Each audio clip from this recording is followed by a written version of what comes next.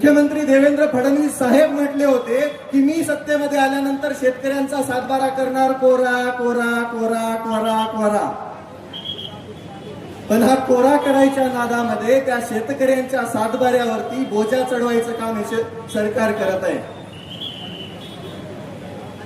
या सरकारच्या काळामध्ये विचार करा तुम्ही, कोणतीही सबसिडी शेतकऱ्याला भेटत नाही, कोणत्याही योजनेचे पैसे योग्य वेळेवरती शेतकऱ्याला भेटत नाही, खताचे औषधाचे भाव गगनाला भिडलेत, कोणताही हमी भाव योग्य प्रकारे शेतकऱ्याला भेटत नाही, कांदा 2 रुपयाने विकावा लागतोय.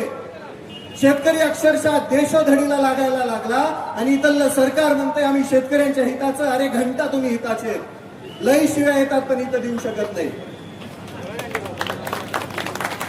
यांच्या विरोधात बोलतो म्हणून 2 दिवसापूर्वी 2 अकाउंट उडवले. आणि अकाउंट उडवले म्हणजे आवाज दबत असतो का?